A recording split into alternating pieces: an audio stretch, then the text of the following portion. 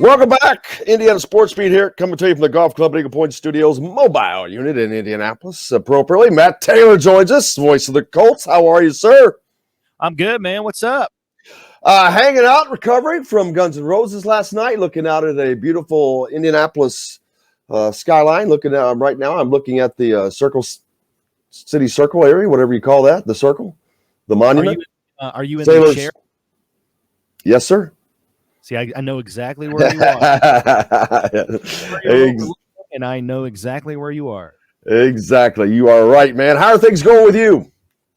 Doing well. Just excited. I mean, you know, all the feels, all the emotions heading into week one, I've got them all, and I'm not even playing. So who knows, try to put yourself in Carson Wentz's shoes, try to put yourself in DeForest Buckner's shoes or Darius Leonard. These guys are so hyped to get back on the field, play a meaningful football game, get the season started, because it feels like 9 years ago that playoff loss in Buffalo on January 8th or 9th. So there's certainly a lot of anticipation, but a lot of, anxiety too going into the season that, starts off really strong in terms of the schedule, and then injuries are always a part of every season for every team. The Colts have certainly dealt with that in training camp with, foot injuries and guys missing a lot of practice time, and not just any guys. I mean, these are key players, like, you're starting all-pro left guard, or your quarterback, or, your Pro Bowl centers missed a lot of time. And then they had the COVID deal. So, you're looking at the season, if you will, being about 6 weeks old when you factor in the start of training camp, and you haven't even played a regular season game. And there's been a lot of drama. There's been a lot of things to concern yourself with. But that being said, knock on wood, heading into this first game, the team for the most part is intact. And it's certainly to the point where it's been the most intact to this point heading into the regular season. Now, you haven't had a lot of continuity. You missed a lot of practice time with especially a lot of guys on offense, but they're trying to put it together in a short amount of time. And I'm incredibly excited and hopeful to start the season and begin what should be a successful campaign. Yeah, and then you got to look at the fact that the fans will be back. I just got back from Iowa City last weekend. Kind of sucked going out there to get to watch a loss, but the environment, the people, the fans, it was fun. Just having it, like you said a minute ago, the feels, the smells, all that stuff, it was all there. People were cooking. You smell the grills. It is just a different environment, man. It's night and day. Well, the most amount of fans the Colts had last year, the largest crowd was, I think, 12,500. And I give those people a lot of credit because they made a lot of noise. And I think they were part of some big wins last year, especially for a lot of teams that came into Lucas Oil.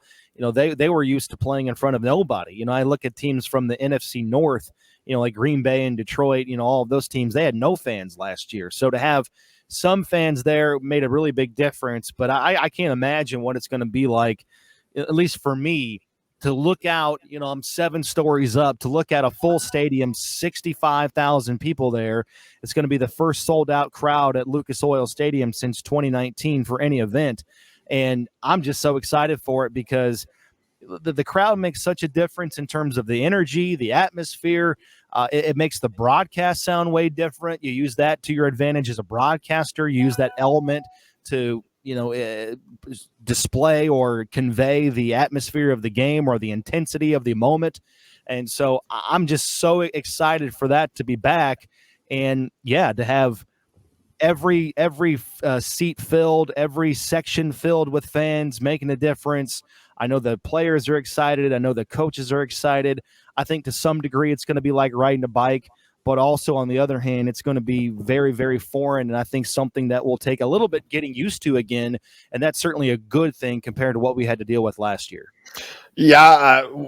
Speaking of that, I mean, I hate to refer back to the Indiana-Iowa game, but Michael Penix, I'm wondering if some of his struggles had anything to do with the crowd. They had 70,000 people there, and trust me, 69.9 were Iowa fans. And that's a loud environment. You talk about the Lucas Oil being a loud environment. It is when you got a full house of fans in there. It changes it changes things. Yeah. So getting back in that environment is going to be different for these guys. Although they're professionals, it's different, but it changes things. It changes being able to call plays and all that. No, without question. I mean, that first preseason game the Colts had at home against Carolina, there was probably 45, 50,000 people there, and it was loud. And that's because people were just excited to be watching football again live in person, to go to a game, what they had missed out on the year before. A lot of people didn't renew their tickets, and rightfully so. There were a lot of COVID concerns. They deferred their tickets to this year. And so, we went to Minnesota. I mean, we played Minnesota on a Saturday night in the preseason, and that place was bonkers. You had a couple of false start penalties on the Colts. You had a couple of false start penalties on Carolina when they were in here at Lucas Oil Stadium, and people were going nuts because they were just excited to be part of a game day atmosphere.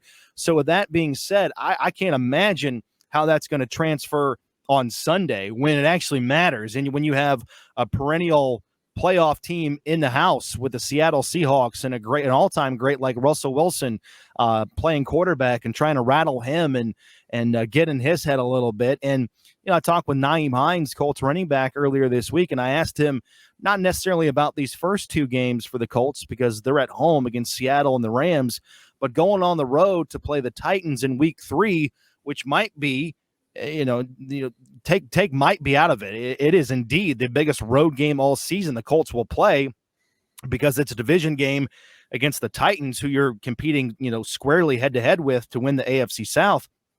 I have a full stadium on the road at Nissan Stadium in Tennessee, where, again, you had a condensed crowd down there last year, but to have, 65,000 people there screaming at you and disrupting what you want to do at the line of scrimmage on offense while their defense is on the field, that's something that the Colts primarily, for the most part, didn't have to contend with last year. So it is going to be fun to have that element back into the broadcast, back on game day. And I don't think I ever took it for granted before, but I certainly never will now going forward, considering we didn't have it last year, and football just wasn't the same. It was great to have the game. We got the games in. We still played, but it wasn't the same for so many reasons, and the fans probably being at the top of that list.